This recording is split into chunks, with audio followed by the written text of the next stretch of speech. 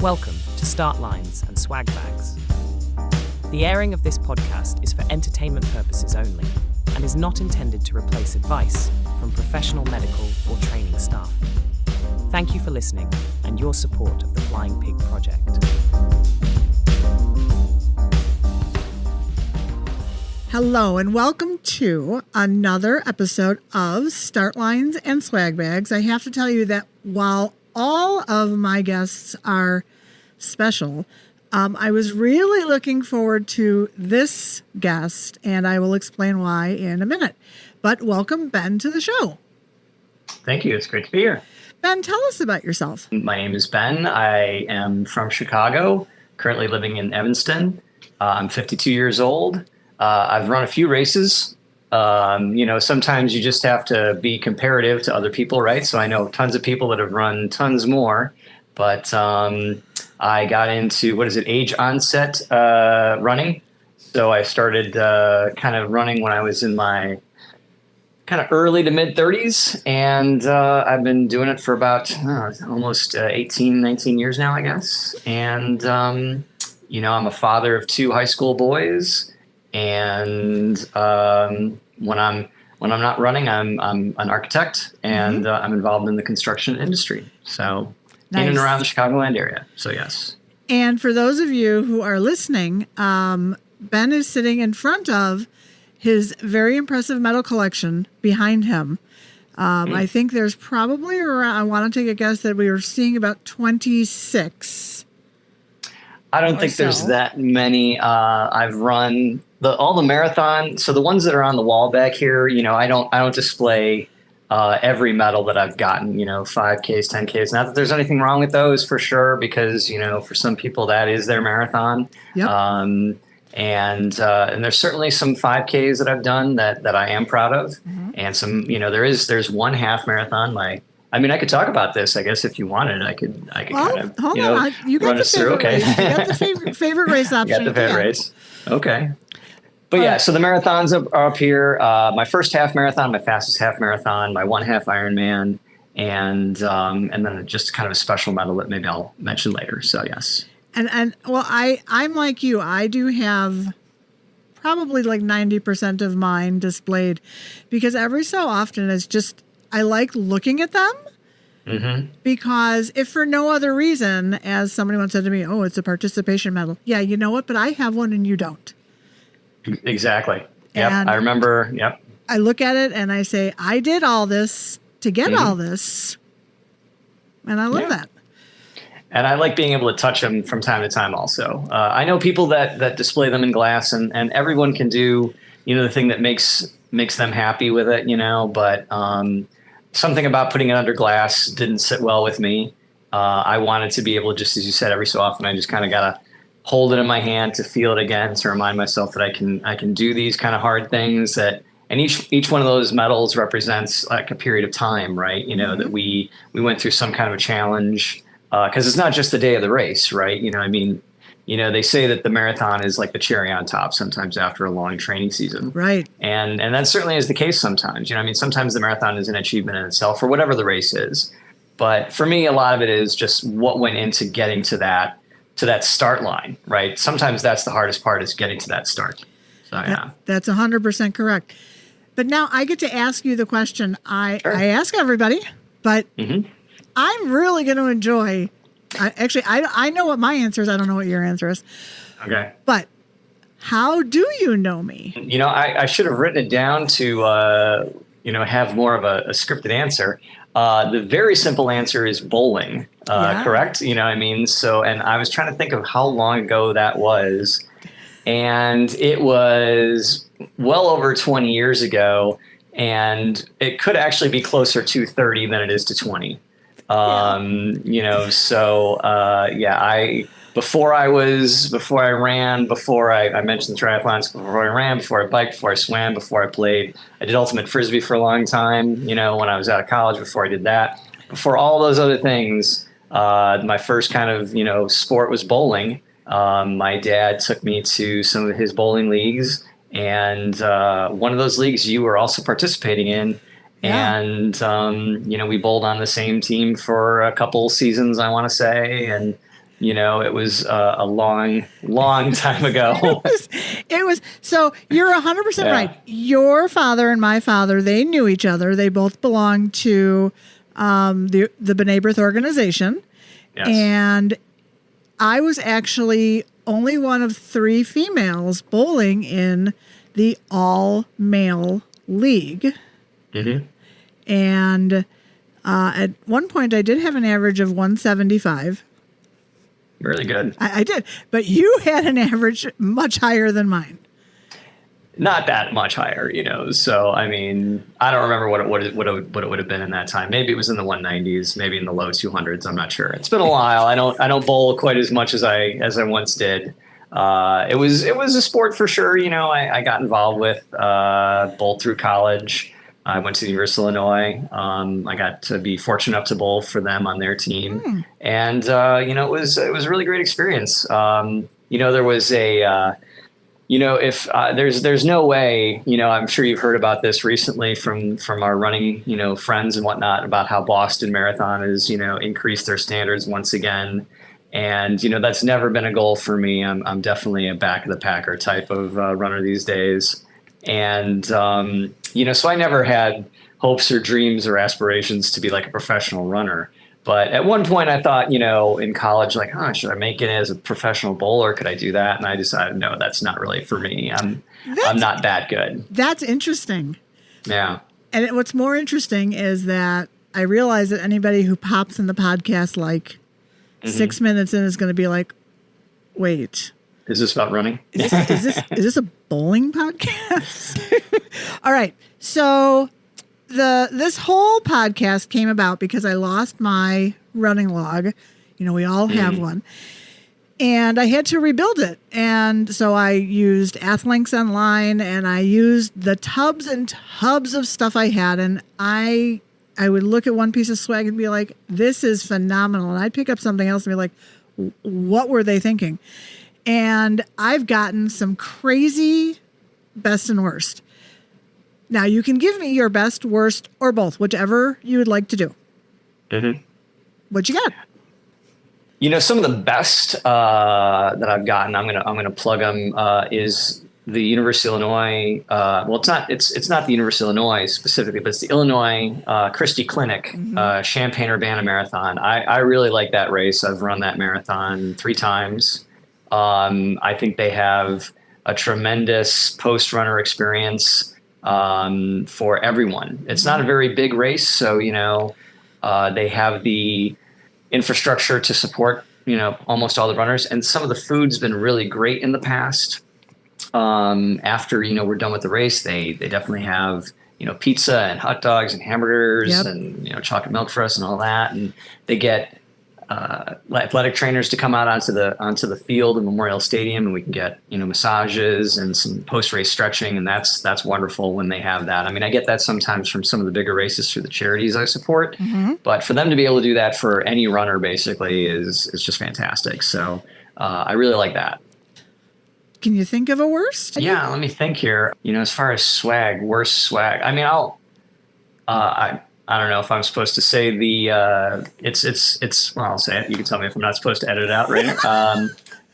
I'm not really super happy with the Chicago Marathon lately. I mean, it's the race I've run the most. It's hard not to qualify it as my favorite because as I mentioned before, I am Chicagoan. I grew up in the city. I went to CPS. It's on my birth certificate. And I'm a proud, Chicago city kid. Yeah. But their bags lately have been wanting for sure. The shirts that they give, especially the men, the last couple of years, I have not.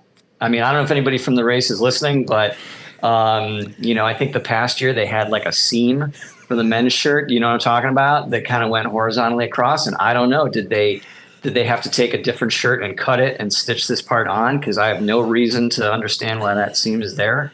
It doesn't really particularly feel comfortable. It doesn't make me want to run in it. I've not been happy with that. A funny thing in the bag, I found, and it's a virtual bag for them now, right? But they had some kind of a discount ticket for AEDs, which I thought was Just the strangest automatic, what is it? Automatic exterior defibrillators. Mm-hmm. Yeah, there was a coupon for something. I don't know if it was like half off or buy one get one. I'm not really sure. Here's the thing. I do remember. I think it was last year when the Chicago Marathon shirts came out, and there was a slight bit of trashing. Yeah. So it's okay. Yeah, I mean, it's a free shirt. I don't run the race for the shirt. Well, it's not free. Well, it's not free. You're right. I pay, but I'd like to think that I pay for, all the things that are great. And here I'll just say all the great things, right? I mean, they're closing an entire city. They give us 26.2 miles of beautiful road to run through. I've volunteered for, I think, about 8 or 9 years in a row to support the runners. That's what eventually got me back into running them again. I had like FOMO. I was like, I want to be on the course again, And, so there's water, there's energy gels, there's sponges, there's medical support, and it's all through the race, all through the city. And I know how much it takes to put these races on. So, they definitely deserve all the race fee that they get from people. It's not cheap. I understand that. But it's not cheap to run the marathon. And that's true. So yeah. So if they can get a nicer shirt, that'd be wonderful. I mean, they certainly give us plenty of options to buy our own shirt if we wish to. So yeah. And part of me wonders, is that their theory? Like, if we make the free shirt, All right. So we move from swag. Now I will tell you that Morty has joined me. My angry cat that bites. So. We're going to see how happy he's going to be for how long. Okay. And if I suddenly utter a swear word, it's because he bit me. All right. So now we go to advice. And advice is, an interesting topic to talk about because we remind people that it's very individualistic. What works for me may not work for you. We're not recommending anything. We're not discouraging anything. But, again, what was your best and or worst piece of running advice? Best. I think for me anyway, and again, it's good that you made that comment about it being individual because there are different people. And while I've run 16 marathons now I guess, what is it? My first one was 2006. So that makes this is going to be 18 years. And I'm planning to run Chicago, as you mentioned, again, in whatever that is, 3 weeks. And I'm actually planning to run New York City again. It'll be my second time running New York City in November. So that'll be my 17th and 18th marathon. So I'll run 18 marathons in about 18 years. Now, there's a good distance of time in between my first and my second. It took me about 8 years. I mentioned about earlier how hard it is sometimes to get to the start line, and I definitely had challenges getting me to the start. One of those was that I had suffered a stress fracture, actually, as it turned out. Not uncommon. I think if you talk to people that have run long enough, everyone's going to have something like that. What I would say is, even though for some people I might be considered having run a lot, I don't run a lot, me personally. And it depends, I think, on trying to identify what your goal is. And I would say if your goal is to run fast, you probably need to run a lot.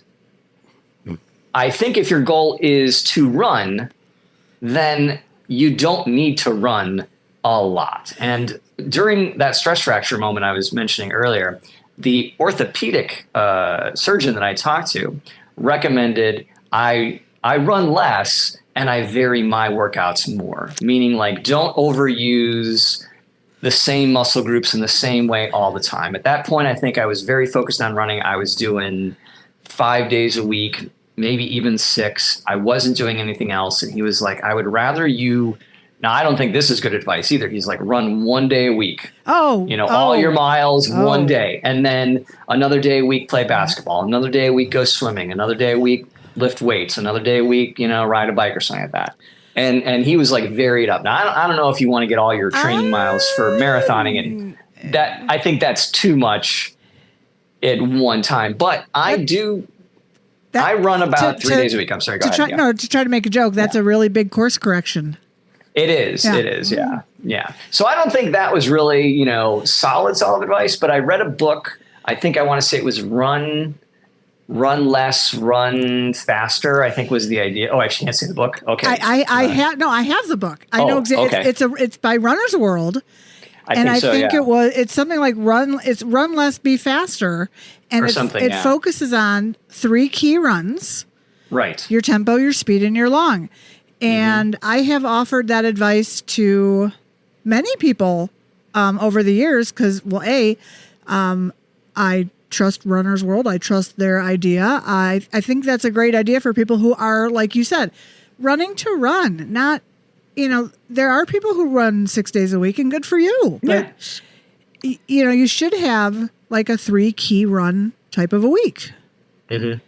Yeah, I think that's what works well for me. I got into doing. I didn't do one this year. I kind of needed a break from it, but I've done a triathlon, most of the Chicago triathlon here in Chicago, because it's right here. You don't have to transport a bike someplace. You don't have to fly to another locale necessarily. I've done that for not to fly, but I did my half Ironman was in Michigan. But the idea was try and do some swimming, try to do some biking. I go to a gym and I try to take a weight class, once or twice a week. Yoga has been really great for me. I try to go once or twice a week to a yoga class. And I think that variety for me has been really beneficial. So I'd say that's probably like I don't know if that's my best or worst advice, maybe both. No, I think, to me that, I could not agree more with that type of a plan. Yeah. There's so many different factors that a lot of us have to consider. And I know personally, my body would really like it if I would start doing some yoga again. Mm-hmm. I haven't gotten back to running after I broke my foot falling off a bike. I think what you're describing is, doing that variety and that kind of variety, you are working your entire body at least 1 or 2 times a week. Mm-hmm. I think, for me personally as a runner, part of my big problem was always, that's what I did. I ran. That's all. I didn't do anything else. Like I didn't stretch. Mm-hmm. I didn't weight train or anything. And I'm now discovering how all those pieces have to come together to make me the healthiest runner I can be. And that's, again, to you and to me. And that's what works. And you have to do what works for yourself. And sometimes you find out the easy way, and sometimes you find out the hard way. I think that's the dirty little secret of running, is that running itself is not enough exercise for running. That was a great phrase. Yeah. That, you would hope that to run is what you need to do to run. But like you said, you need to do all these other exercises so that you can run safely for distance, for longevity.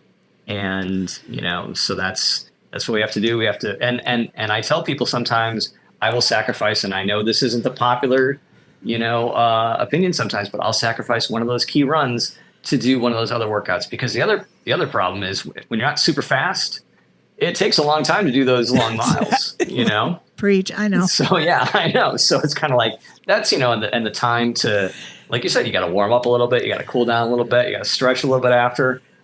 It takes a long time. So, but you have to do it, because if you don't, your body will possibly tell you that it needs a break one way or another. So, yeah. And it will not be in a good way.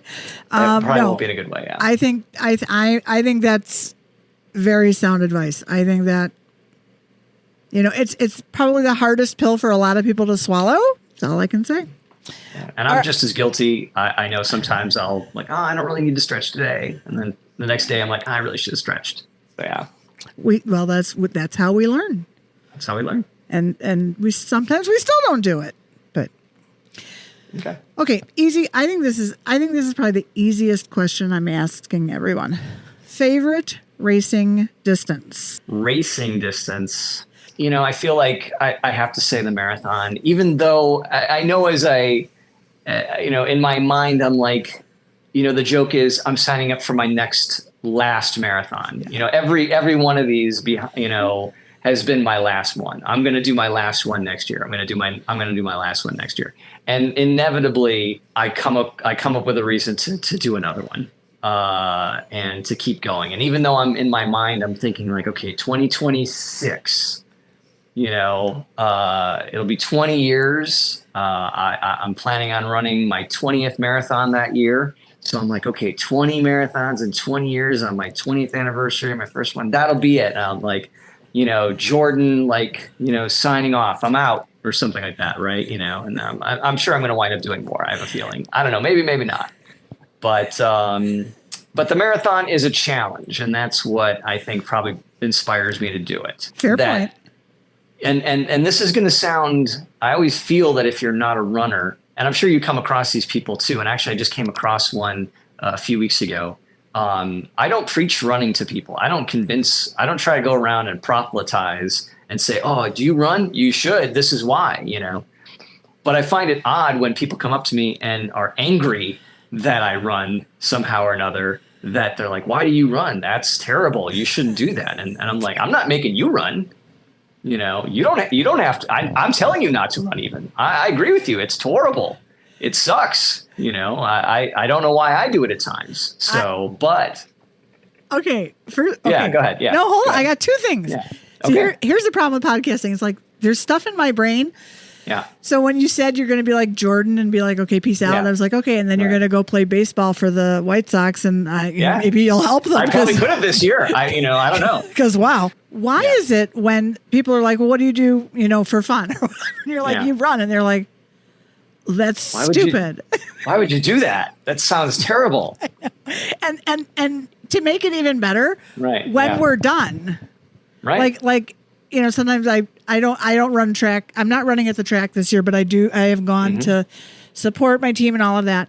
And of course, at the end of a workout, especially the speed workout, they're dead. They're dying. They're sweating.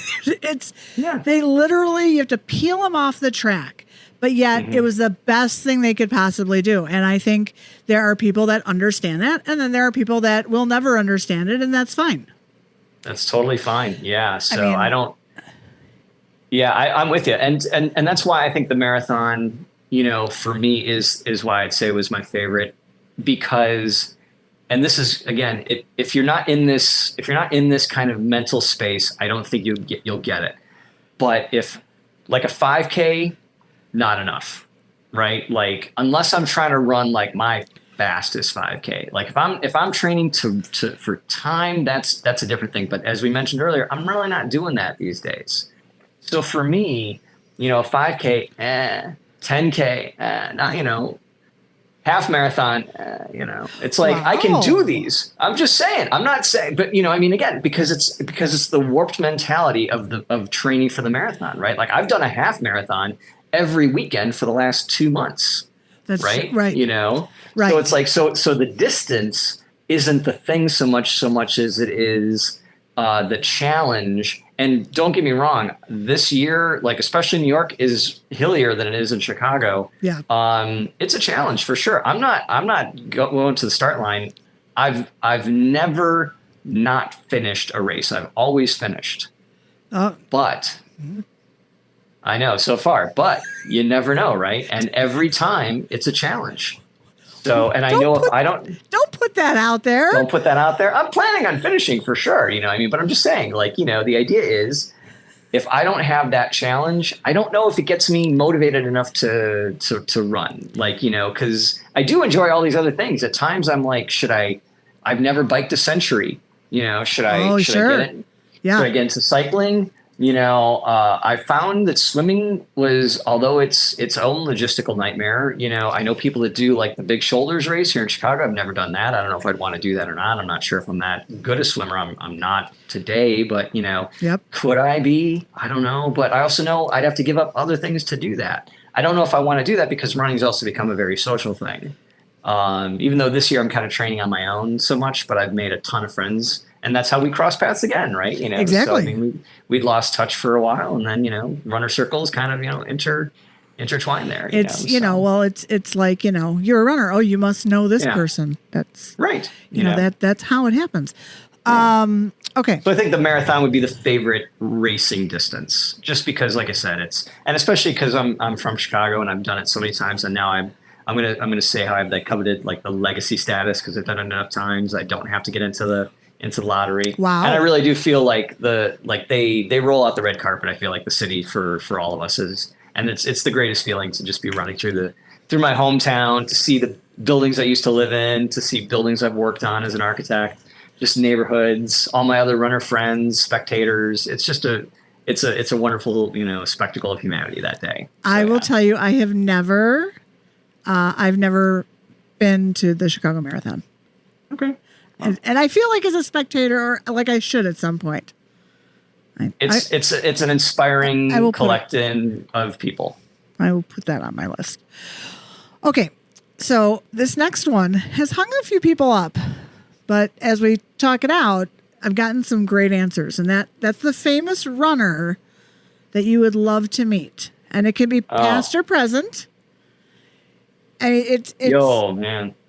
Yeah. This has been a hang up for some people. You sent me this question in advance and I meant to look it up. Because I'm going to say the wrong name, right? But wasn't and I should know this, right? Who was the first woman to run Boston? Catherine. Oh, Catherine Switzer. Yeah, I'm sorry. I know it's like this is the one you want to meet. You don't know her name. We're so sorry. We are, yeah. I do apologize. I think it is Catherine Switzer. There's something about like the story that I remember hearing, that she didn't she have to register under like a fake name and was like running on the course, and I think her like husband or had other, man friends that were like kind of running with her that had to like push people out of the way so that she could, continue to run because officials were trying to like grab her and pull her off the course. I mean, it's an inspiring story, so I think that's a story that transcends like running though, obviously, is the thing.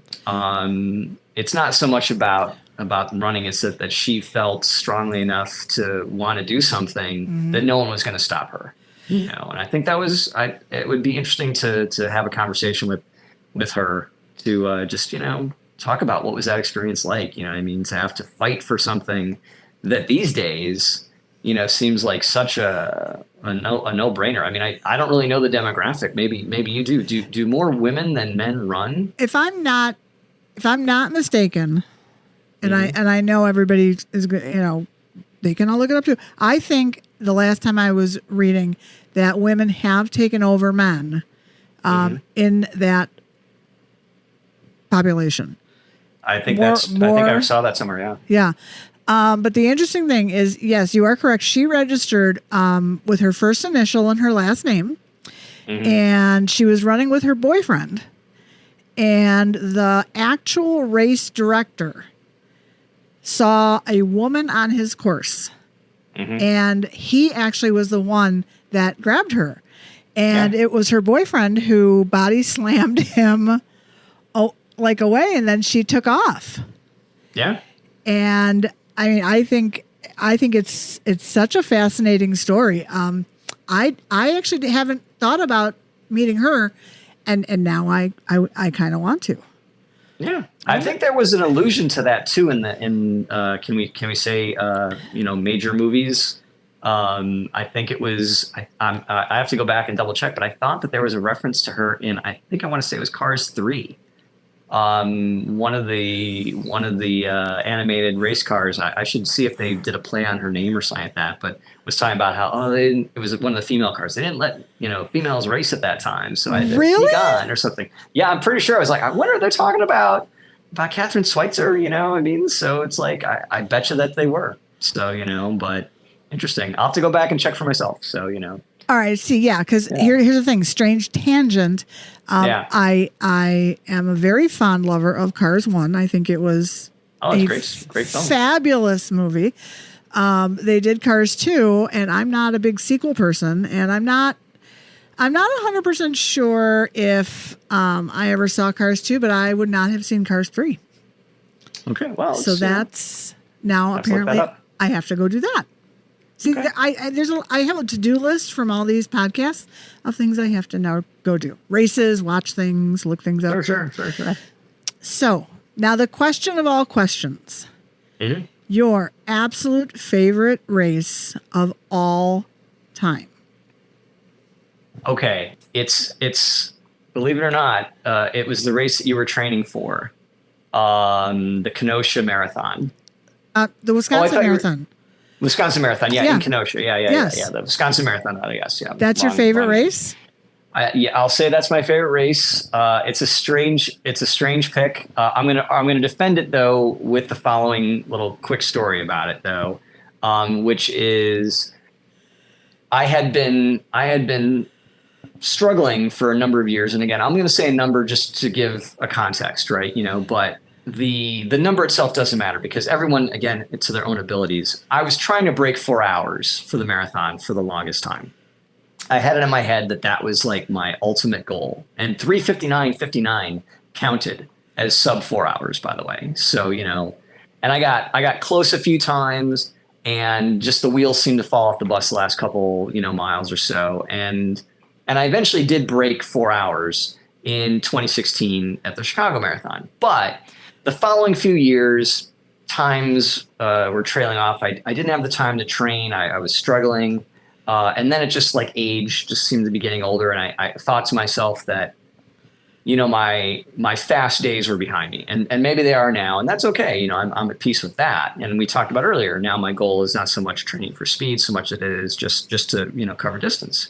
But I had run a number of races, and each one kept getting slower and slower and slower until one day I ran the LA Marathon. And a friend of mine, and that's the problem with, becoming a social runner. Now I've made a whole lot of friends that keep me running, which is either good or bad, depending on your point of view. So one of them calls me up and says, hey, we're doing the Champaign Marathon. Why don't you do that with us? And, this group of runners. And I was like, okay, it's a couple weeks after LA. I'll go ahead. I'm still trained up. I'll do it. And I did Champaign again. It was a great time. It easily could have been my favorite race, but because it was like this group of 8 of us, and we ran pretty much start to finish the whole way, which was fantastic. Okay. I had such a good time that one of the guys who's run, I know I mentioned how I haven't run that many marathons compared to some people. He just finished his 98th marathon. So it's like, wow. So he's like, hey, I'm doing a marathon next weekend in Kenosha, for the Wisconsin Marathon. And I was like, are you doing it with anybody? He's like, no, I'm just going by myself. I'm like, we just had such a great time running the Illinois Marathon. I can't let you go by yourself and run this marathon by yourself. I'm going to sign up and run a marathon next weekend too. So it's my second marathon in 2 weeks. And we show up that day, and both of us are kind of like, what do you want to do today? What kind of pace? I don't know. And, it was just, so we just started kind of going, and we were feeling good. It was a good day. And for context, so we did that Champaign Marathon. It was 5 hours and 6 minutes, which was pretty good. We wound up doing Kenosha because we kept pushing each other. Yeah. 4:22. Wow. And I know. And I looked at him, he looked at me, and I'm like, neither of us expected to do that. And what happened was, I thought, I just ran a marathon last weekend. I just did 4:22 this weekend. Maybe there's something still in the tank. And this was at a time of my life. This was 5 years ago. I had some personal stuff kind of going on. It was kind of a transitional period for me. And I'm like, you know what? I'm gonna throw myself into training for Chicago this year. I'm not gonna train just to finish. I'm gonna train to run. I'm gonna train to race. And I did. And I wound up 3:56. I'd have to look at the back of the medal. 3:56:48. I want to say. So I PR'd. I just gotten under my previous sub 3 from a few years before that, 3 years before that. So, and Kenosha is what did it for me that year, I'd say. It was a small race. I think there were 300 marathoners. I drove up from Chicago that morning. I did the race. I came back, but it signaled to me that I still had something left, that my best days were still to come for me. And it inspired me in a way that no other race has done, because I surprised myself that day, and part of that was having someone to run with me, and that we kind of pushed each other. So for that reason, I'll give that, my favorite race. Is it my favorite? I don't know, but it's definitely a great story. Well, I have really, really enjoyed talking with you.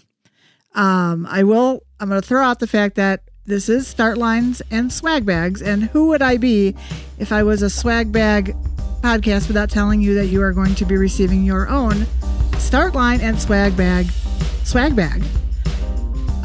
which will have your official magnet that you were on the podcast. Great. Thank you. You're very welcome. I appreciate you being on here. Thank you for having me. I will absolutely be checking in to make sure Chicago. I will actually not even air this episode until after you're done with the 2 marathons. Oh wow! Because we know, like, we're not even going to put it out there. It's between you and me. Okay. Because that's how it's going to be. Okay. All right. Thank you so much. You're welcome. Thank Okay. you.